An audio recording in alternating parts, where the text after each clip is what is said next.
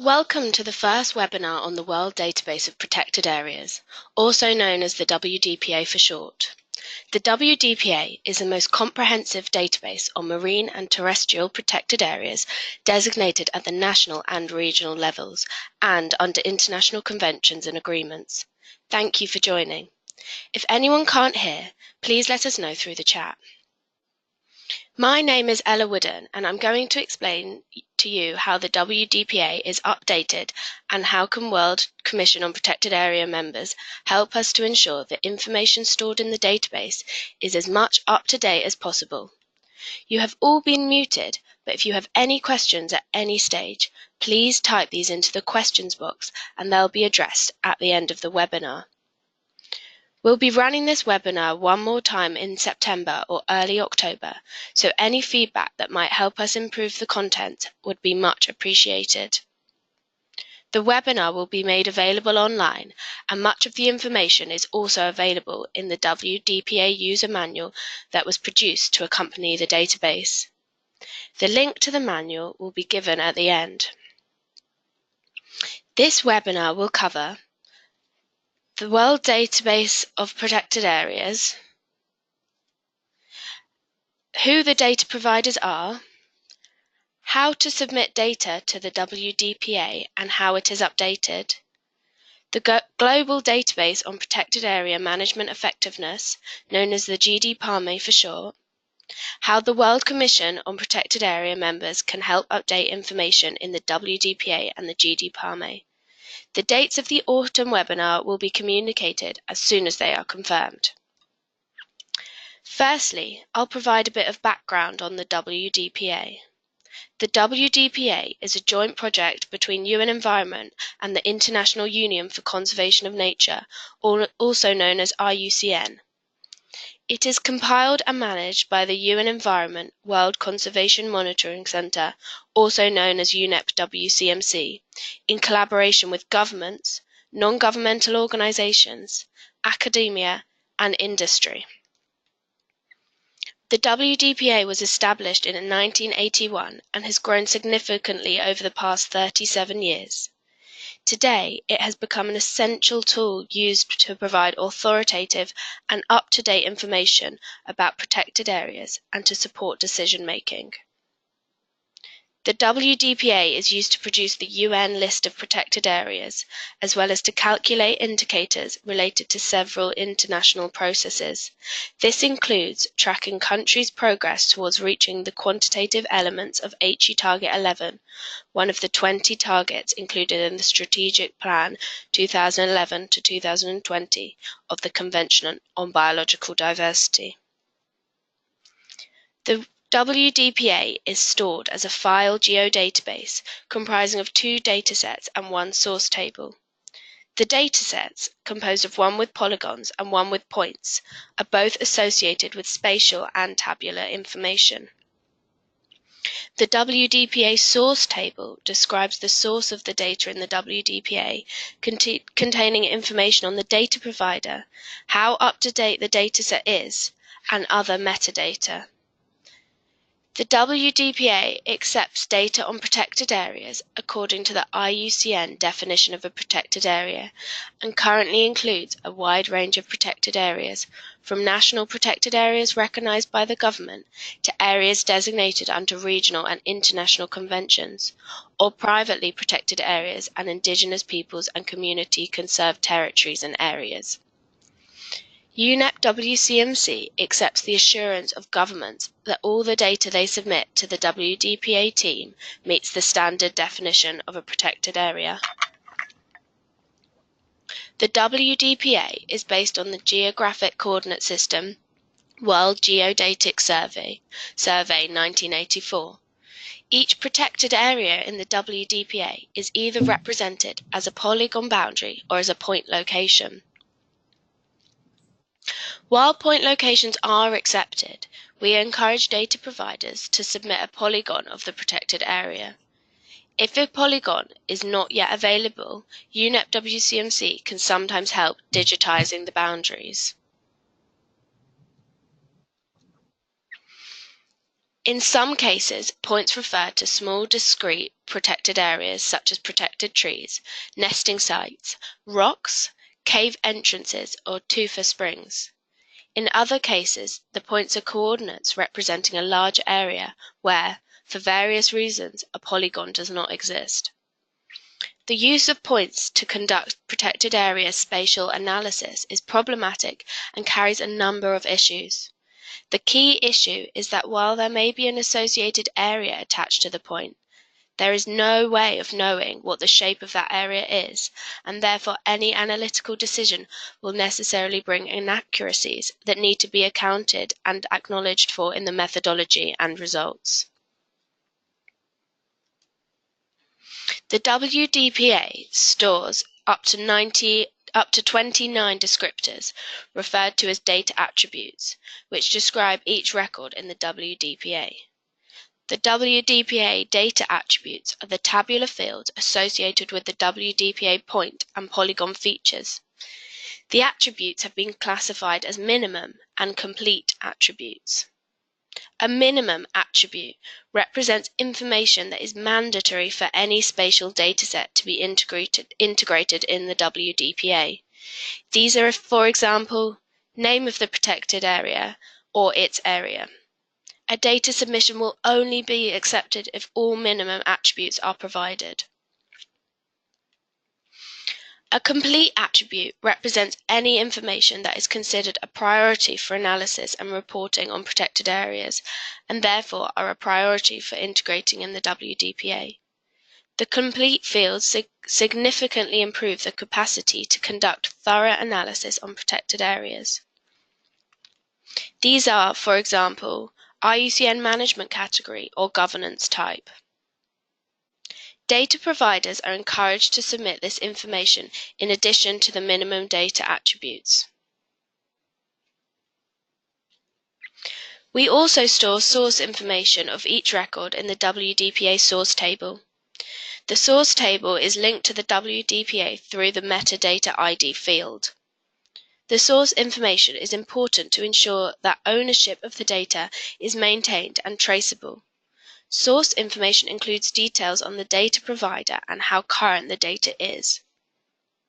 For each record or set of records provided, we also ask the data provider to sign a data contributor agreement. This ensures that there is a written record of the data provider agreeing for their intellectual property to be included in the WDPA and the terms for which it is made available.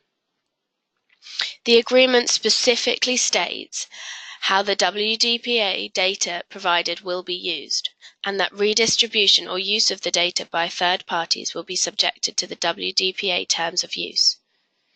A data submission will only be accepted if the WDPA contributor agreement is signed.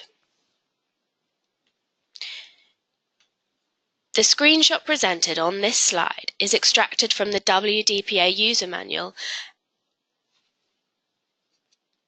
and shows some fields of the WDPA schema and accepted values.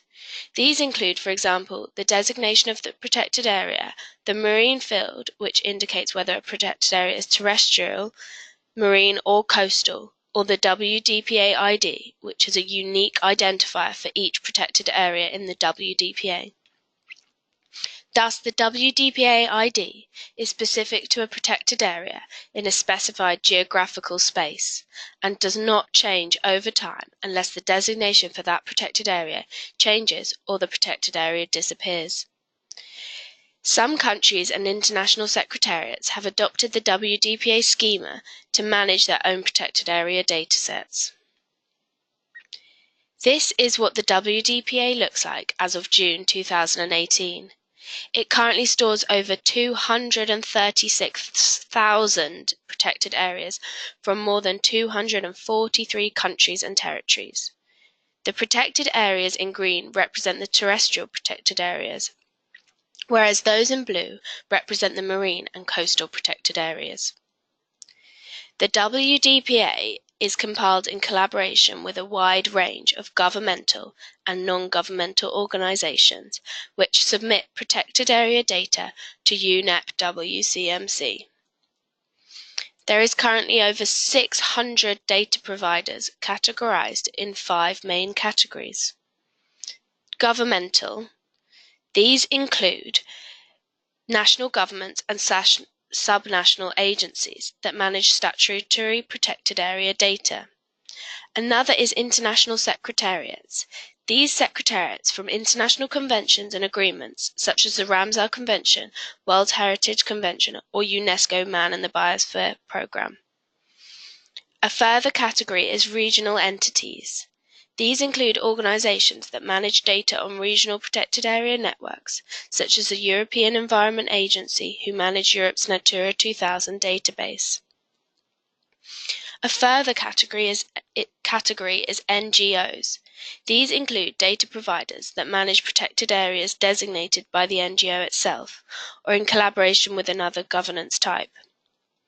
Other entities or individuals include the range of data providers that govern or manage protected areas outside of the primary types listed.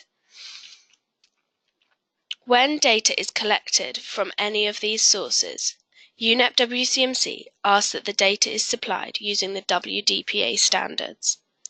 All data included in the WDPA is approved by the data provider prior to any dissemination or use.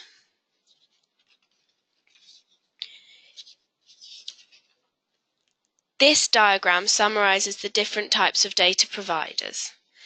Protected areas designated at the national level are provided by national data providers for non-EU countries and by the European Environmental Agency for EU countries. The European Environmental Agency also provides sites designated under the Natura 2000 directives at the regional level. Protected area data and information designated by other regional and international designations are provided by the relevant regional and international bureau and secretariats. New or updated protected area records submitted by countries are updated on a monthly basis in the WDPA, which is then updated on the Protected Planet website. On the website, the monthly release can be downloaded in several formats, including CSV, KML, or shapefiles, or through our API. A list of countries and records updated each month is made available on the website so that users of the WDPA are informed of changes in the database between 2 versions. There can be significant changes between each version of the WDPA, with sites being added or removed. There can be many reasons why sites are being added or removed. Additions, for example, may occur when a country has been providing updates for a few years, which hasn't been providing updates for a few years, provides a comprehensive update of their network with the inclusion of many new sites that have recently been created and were not yet captured in the database. Removals, for example, may occur when countries have been tidying up their databases or when duplicates that had been added are removed. It can also be that some protected areas are being degazetted for various reasons. So, it is important for users to ensure that they are using the latest available version of the WDPA.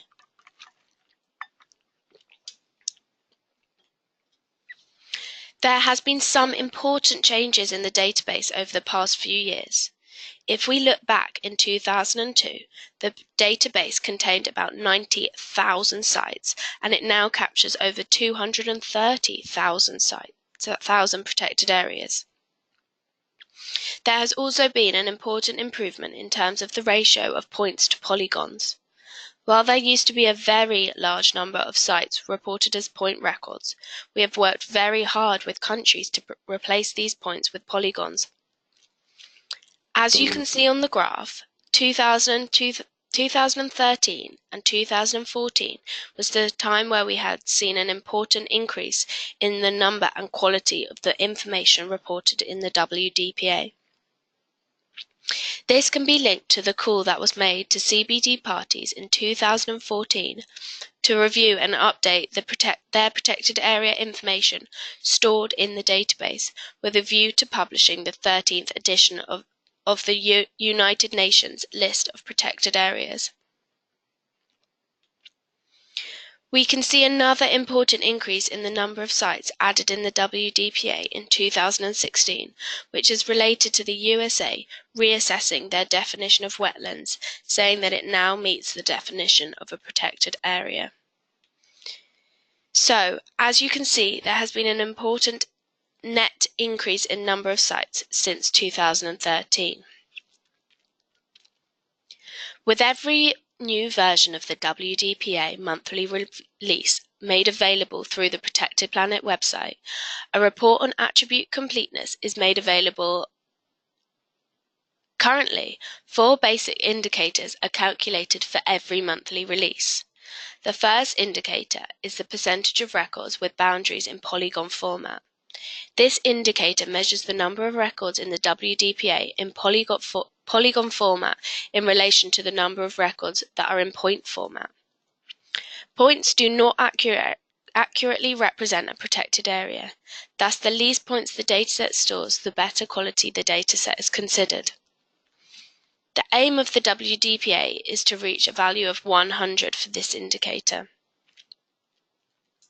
The second indicator is the percentage of data attributes reported. Each record in the WDPA has 28 fields for which data attributes are requested. This indicator shows the weighted percentage of data fields which have been reported based on the minimum and complete attributes. A dataset that has all its fields completed is considered a complete dataset, which allows for more comprehensive and in-depth analyses on the status of global, regional, or national protected area networks. Another indicator is the percentage of records updated or confirmed without change by the data provider in the last 5 years. We set up a target to update each record in the WDPA at least every 5 years. This indicator shows the percentage of records updated in the last 5 years. Accurate and up-to-date data on protected areas is fundamental to inform decisions and research questions. A final indicator is the percentage of records where the area of the polygon is within 5% of the area reported. The area reported for a protected area may sometimes differ from the area of the polygon provided, possibly indicating a discrepancy within the information submitted. This indicator shows the percentage of records where the area of the polygon is within a threshold of 5% of the area reported. The threshold allows for differences caused by different projections of software used for calculating the area. Ideally, the reported area and the GIS measured area should match, but this does not usually happen for many protected areas. This may be due to a number of reasons, such as a time lag between the expansion or reduction of a protected area and the update of its legal text. The process for a data provider to submit new data to the WDPA will vary depending on the type of data provider and whether a relationship with the data provider already exists, but it includes reviewing the current data included in the WDPA submission pack or on the Protected Planet website, preparing a new data set that complies with the WDPA data standards using the WDPA schema, and sending the boundary along with the relevant descriptive information, the source information, and the data contributor agreement to protected areas at UNEP-WCMC.org. Although anyone can submit data to the WDPA, the Government and Management Authority of the protected area have priority over data submission of the same protected areas from other sources. When the governance authority is not able to provide an update due to lack of capacity, lack of data, or other prohibitive circumstances, they may suggest another provider to be contacted for an update. Only one version of any protected area is stored in the WDPA. Data in the WDPA must meet the WDPA's data standards. These are important to ensure all information is supplied in a common format that can be used on different platforms and is useful for a wide variety of reporting and analytical purposes. The four main requirements to meet the WDPA standards are that all sites must meet the IUCN definition of a protected area, that the spatial data and an associated list of data attributes is provided, source information is provided, and the WDPA Data Contributor Agreement is signed. When submission of new data has been completed, the data follows a number of phases. These aim to standardize the information received by data providers, making it compatible with the WDPA data standards, and ensure the data submitted is verified by an authoritative source in cases of non-government data providers only. Once this is achieved, the new data is integrated in the WDPA. The figure shows the key phases for verification and formatting of spatial and tabular data before being integrated in the WDPA.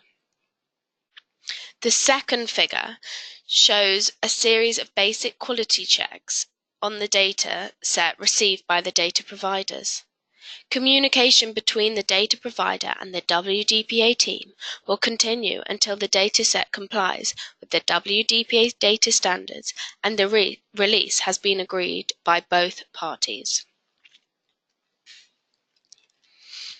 This figure shows the diversity in terms of data updates, which can be very easy or they can require a lot of work. Country 1, for example, would send us data already formatted as per the WDPA schema. In this case, we just need to do some quality assurance and quality control on the data and update it in the WDPA, so this is quite straightforward. In the majority of cases, countries will send us the boundaries and we will format the information they send as per the WDPA schema, as for example here with country 2. A smaller number of countries require more time and resources to work on updating their protected area datasets, as shown in countries 3 and 4. One of the key aims of the WDPA is to accurately reflect on the coverage of protected areas within a country or region. For this reason, UNEP-WCMC formally contacts data providers to request updated data, although some countries send annual updates of their datasets to the WDPA. While data providers are welcome to provide an update of their protected areas when this becomes available, UNEP-WCMC aims that data for a particular country should be updated every 5 years. There are 4 main criteria used to select countries for updates. The first criteria is countries where the quality of data is poor. Of particular importance is finding boundary data for protected areas where only point locations are currently known. The second criteria is countries that are identified as priorities by UNEP-WCMC and its partners, reasons for which include low quality data or recent expansion of their protected area system, such as creation of a number of marine protected areas. The third criteria is countries and protected areas for which a formal agreement exists for UNEP-WCMC to regularly update this data. Formal agreements exist that cover, for example, all of the European Environment Agency countries, Australia, the USA, Canada, South Korea, and the World Heritage Sites. The final criteria is new, highly significant protected areas. Due to their size, biodiversity importance, or other factors, these areas are prioritized by UNEP-WCMC for inclusion in the WDPA on a regular basis. An example of this is new World Heritage Sites. There are several ways which countries can benefit from providing data to the WDPA. One benefit is creating an inventory of national data. At the national level, protected areas might be managed by different institutions and/or governmental agencies, including community groups and private conservancies. Providing data to the WDPA enables countries to have a clearer picture of their protected area network as a whole through compiling multiple datasets within one single database. Another benefit is capacity building. Help is provided to countries through capacity building to ensure that the accuracy and completeness of their protected area data and information. Training can be provided by UNEP-WCMC to strengthen skills on protected area database management, the basics of GIS, or any other relevant areas if needed and as requested by the data provider. A further benefit is the standardization of the information. Through providing systematic information to the WDPA, countries are guaranteed to hold a minimum amount of information for all their sites designated as protected areas in a standardized and usable way, increasing the quality of the protected area datasets.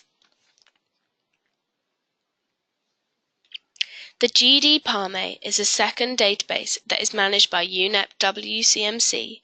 It is also a joint product between UN Environment and IUCN.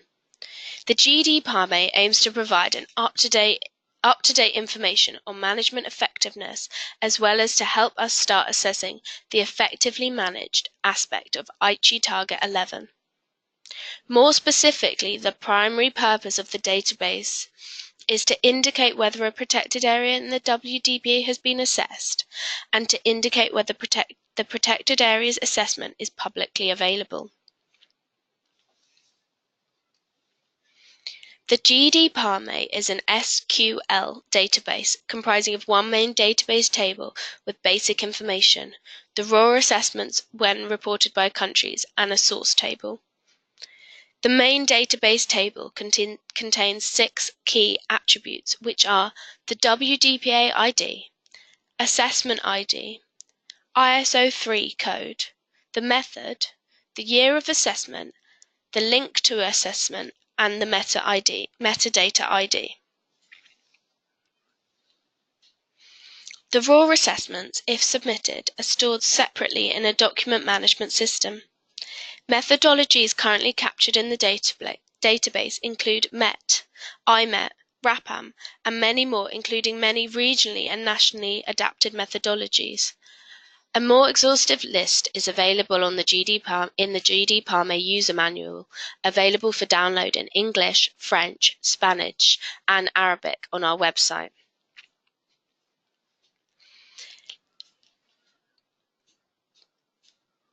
This map, finally, the source table describes the source of the data in the WDPA, containing information on the data provider, how current the data is, and other metadata. It is linked to the WDPA by the metadata ID field. This map shows the distribution of the protected area network, which have been assessed through any kind of management effectiveness methodologies, represented as red on the map. In July last year, we contacted all the CBD parties with a request to review and update information stored in the WDPA. A certain number of countries have already submitted updated information. This is essential in order to ensure that the data stored in the database, which is used to report on other international processes, correctly captures the country's information. We are also in discussion with the Environmental European Agency to include management effectiveness information in their European Protected Area Database schema for EU reporting. And we are working with IUCN and the Joint Research Centre of the European Commission to incorporate management effectiveness information from African, Caribbean and Pacific countries through a biodiversity and protected area management project known as WDPA, the second phase of which is running until 2024. In most cases, protected areas designated at the national level are being provided to us by governments. We sometimes receive notification of anomalies with the data, and WCPA members can help us to verify this information. In which case we encourage a direct communication between the data provider of the questioned dataset and the WCPA members, as any change, beyond very technical changes, can only be made in cooperation with the country. The WCPA members and their expertise are a valuable resource to ensure the WDPA and the GDPA are up to date. The members can provide their support in different ways, such as helping to facilitate communications between UNEP-WC and the national data providers, helping to review current data and information in the databases and highlight where there is gaps in the data and where to find the missing information, helping to understand the national systems and protected area related structures, for example, when different designations of protected areas are managed by different bodies. They can also help to translate our guidance materials on the Protected Planet website into national and local languages to help us spread their outreach and in many other instrumental ways. If you would like to know about how you could help with your expertise and your knowledge on the protected area estate in a certain country, please do get in touch by contacting protected areas at UNEP-WCMC.org. This webinar has provided some background information on the WDPA and how it is being updated and maintained, as well as the important role that the WCPA members can play to help us ensure the data stored in the WDPA and the GDPA is up to date. Thank you all for attending. This same webinar will be running again in September, and the dates will be shared as soon as they have been set. The recording of this webinar will be made available on the Protected Planet website soon. On your screen, there are two links to download the WDPA user manual as well as the GDPA user manual, which contains much of the information you've just heard. There are also contact details on the screen in case you have further questions after the webinar ends. We will now answer questions that have been sent in during the webinar. If you have any questions, please type them into the question box.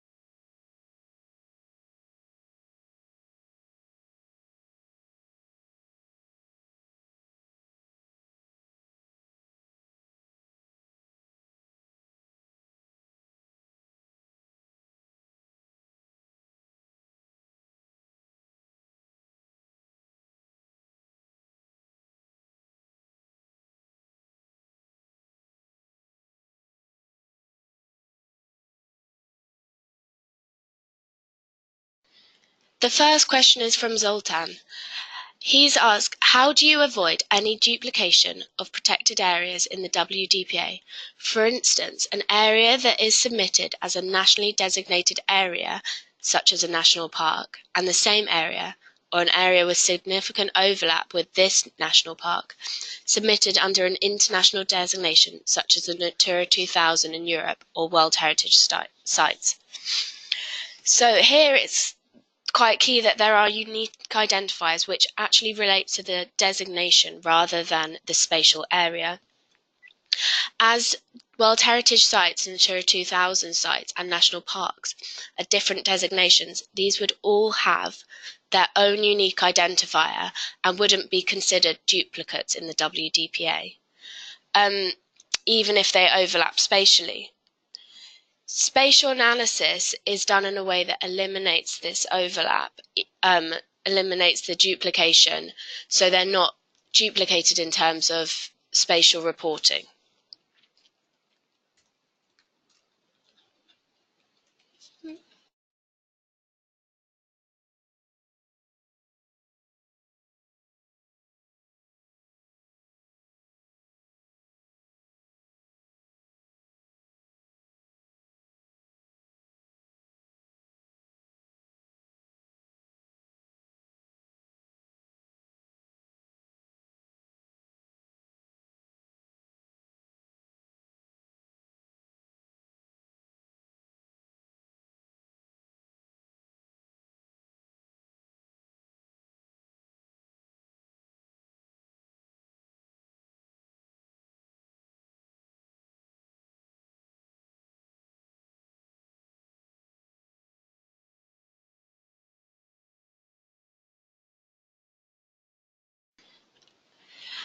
The next question is, what are the conditions of using the data stored in the WDPA, for instance, for a research project?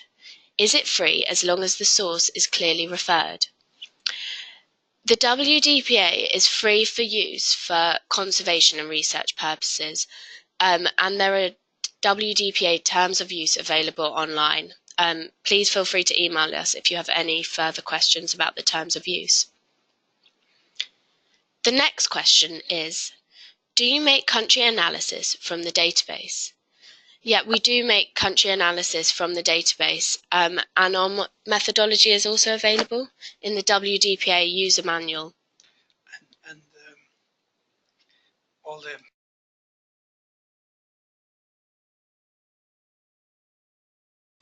All the statistics are available on the country pages on the Protected Planet website, and these are also available for download.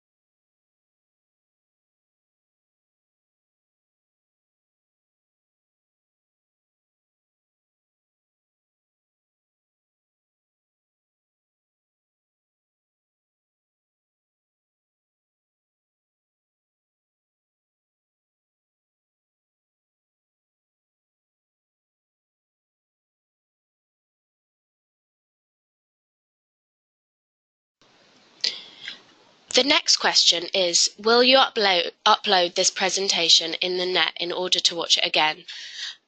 We will be uploading this presentation. It will be available on the Protected Planet website, and we'll be emailing all WCPA members when this is available.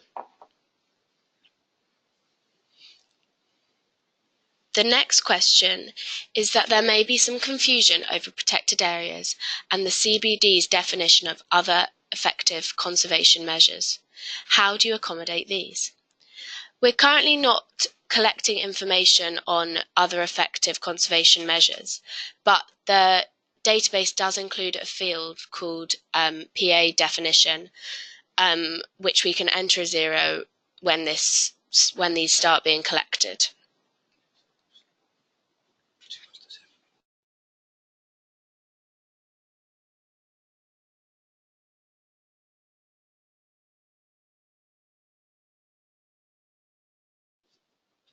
Just to add to that, we will be encouraging governments and other data providers to start providing data soon on other effective area-based conservation measures, now that the IUCN-WCPA task force has provided guidance, and now that it looks like the CBD subster and then the COP will be deciding on how to interpret and apply that guidance. So once those processes are finished, then we will start encouraging data providers in earnest to provide data on these sites, and we'll be directing them to the guidance that's available. Obviously, there may still be some confusion in some countries about how to differentiate between the two types of sites, and we'll just be providing as much guidance as we can in order to clear up that confusion.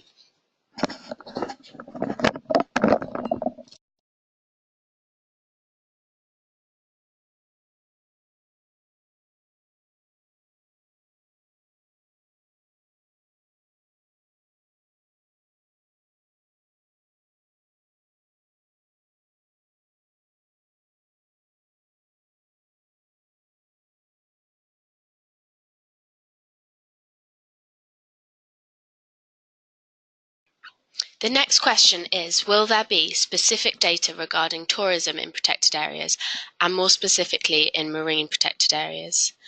The database doesn't collect information on tourism, but there is interest in doing work around this, but not currently related to the database.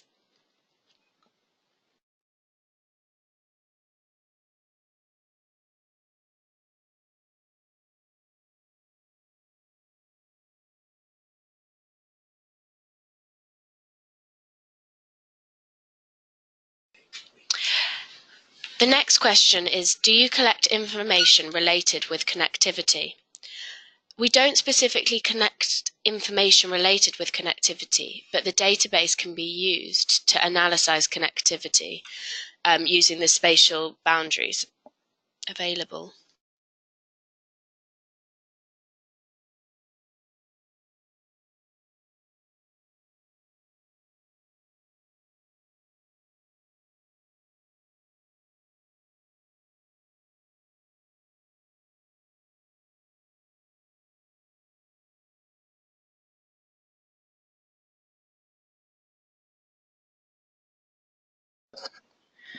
So the next question is about how NGOs can update data in the WDPA. This kind of depends on what type of data it is. If it is about protected areas that are under the governance of governments, then our preferred data providers are the governments themselves. In cases where the government doesn't have the capacity to update this information, it's helpful if they nominate an NGO to do it on their behalf. And if a government does this, then we'll consider the data provided by an NGO to be government verified data. Alternatively, if NGOs know that some of our data is not correct and they want to help us try and update it, they can tell us what needs to be changed, and we can then approach governments to sign off on those changes. In the case of protected areas under the governance of NGOs themselves, then NGOs are very welcome to provide data to us directly, in which case we will apply the verification process that I think Ella spoke about earlier, which is can go through one of two routes. Either the NGO can ask for the government to verify the data, or we will ask relevant WCPA members who have expertise in the country in question to verify the data themselves.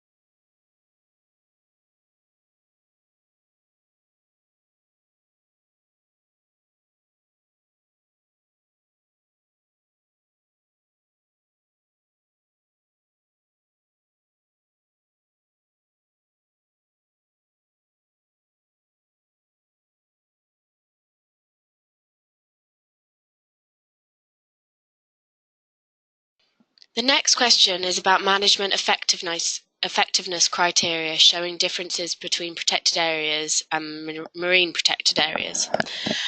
How will the differences be managed in the database? The database doesn't actually include results of the management effectiveness evaluations. It includes what methodology has been used and a number of other attributes. These different methodologies can be differently applied to terrestrial and marine protected areas. So using the information available further analysis could be done in terms of looking at the differences based on the different methodologies used.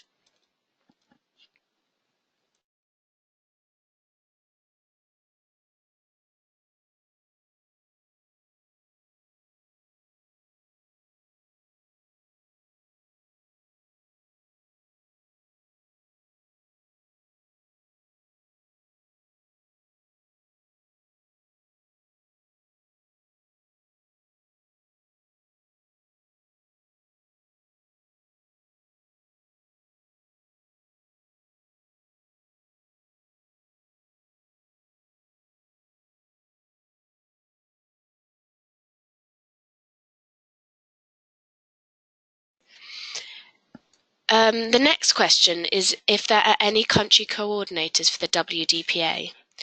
The WDPA team here at UNEP-WCMC is 5 people, and the countries are split between us. So we're all responsible for communicating with individuals in those countries and keeping those country datasets up to date.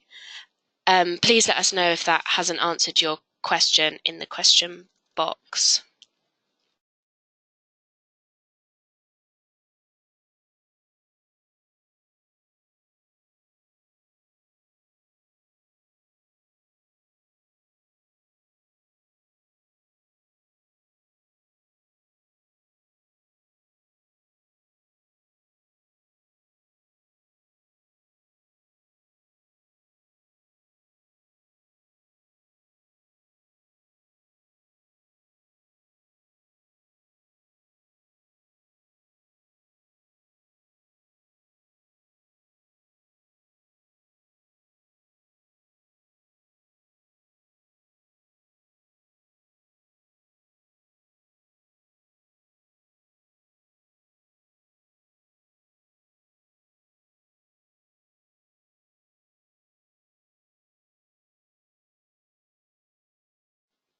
So the next question is about how we calculate the area of MPAs in terms of the differences between no-take MPAs, multiple-use MPAs, and the various sort of levels of protection.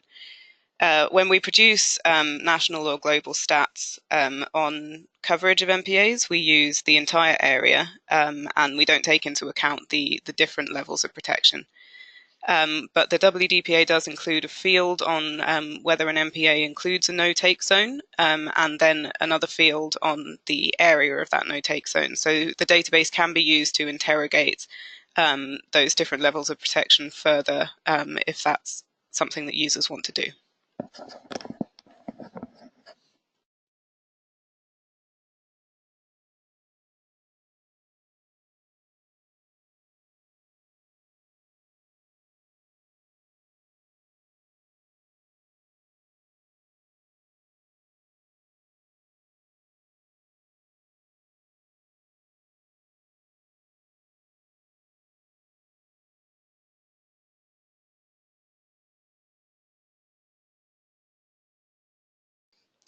There appears to be no more questions, so thank you all for attending this webinar. If you do have any further questions or would like to contact us, please use the email address on your screen, protectedareas@unep-wcmc.org. Thanks again for joining.